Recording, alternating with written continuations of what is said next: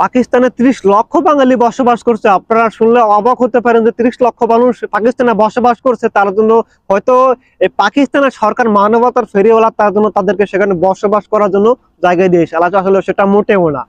British আমলে যখন এই বাংলাদেশ যখন পূর্ব পাকিস্তান ছিল, আর পাকিস্তানে আর পূর্ব পাকিস্তান থেকে এই পাকিস্তানের মানুষ যাওয়া আসা করতো, এবং কি পাকিস্তানের মানুষ পূর্ব পাকিস্তানে যাওয়া আসা করতো। তখন 1971 সালে যখন এই বাংলাদেশের এই পূর্ব পাকিস্তানে দ্বন্দ্ব হয়ে গেল, যখন যুদ্ধ লেগে গেল, তখন পূর্ব পাকিস্তানের মানুষ যখন পাকিস্তানের সাথে প্রচন্ড পরিমাণে লড়াই করছিল, তখন যখন যুদ্ধ তারা এই পূর্ব পাকিস্তান যখন যুদ্ধ করে সফলতা অর্জন করে যখন এই পূর্ব পাকিস্তান যখন বাংলাদেশে পরিণত হলো, তখন এই পূর্ব পাকিস্তানের লোকজন যারা বাঙালি ছিল তারা এই পাকিস্তান আটকে যায়। তারা কোনোভাবেই তারা এই বাংলাদেশে আসতে পারেনি, এবং কি এই পাকিস্তানের সরকার তাদেরকে কোনোভাবেই তাদেরকে আসতে দেয়নি।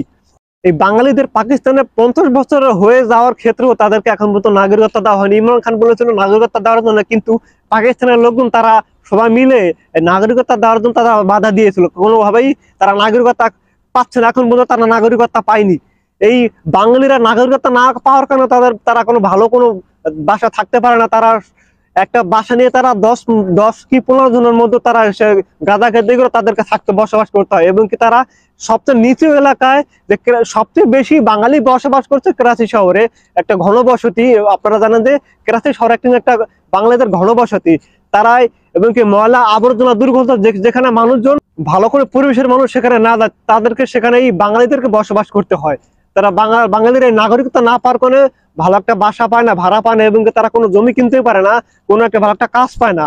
তাদেরকে লাঞ্ছনা এবং কি বিভিন্নভাবে অপমানের মধ্যে তাদেরকে বসবাস করতে হচ্ছে, এবং কি সেখানকার পাকিস্তানের লোকজন তাদেরকে মীর জাফর বলে অপমান করে এবং অপদস্থ করে।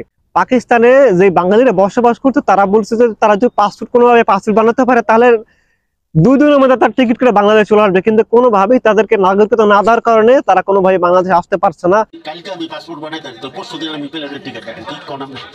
এই হচ্ছে, আপনারা শুনলে আরো অবাক হবেন যে তাদেরকে তারা এত খারাপের মধ্যে বসবাস, তারা কোনো জায়গায় যদি কাজে যায় তাহলে পুলিশরা গ্রেফতার করলে তারা কোনোভাবে ছাড়া পায় না, কারণ তাদের কোনো নাগরিকত্ব নাই। তাদেরকে বড় অঙ্কের মোটা অঙ্কের ঘুষ দিয়ে তাদেরকে এই মানে জেল থেকে বের হতে হয়। পাকিস্তানে যারা বাংলাদেশে যারা আছে বসবাস করতেছে, যারা যুদ্ধের সময় যে আটকে ছিল তারা কোনোভাবে যেতে পারেনি, তাদেরকে কিন্তু বাংলাদেশ কিন্তু তাদেরকে নিয়ে ভাবছে, তাদেরকে নাগরিকত্ব দেওয়ার জন্য তাদেরকে নিয়ে একটা চিন্তা ভাবনা করছে। কিন্তু এই পাকিস্তানের সরকার কোনোভাবেই নাগরিকত্ব দেওয়ার কথা একবার বলেছে, ইমরান খান বলেছিল নাগরিকত্ব দেবে, কিন্তু কোনোভাবে নাগরিকত্ব পায়নি, এবং পাকিস্তানের লোকজন তারা মিলে নাগরিকত্ব দেওয়ার জন্য তাদেরকে বন্ধ করে দিয়েছে।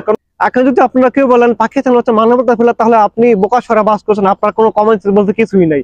যাই হোক, ভিডিওটা এই জন্যই, ভালো লাগলে ভিডিওটা শেয়ার করবেন, আর সবাইকে ভিডিওতে দেখার সুযোগ করেন। পরবর্তী ভিডিও দেখার জন্য আপনাদের আমন্ত্রণ রইল। ভালো থাকবেন সবাই।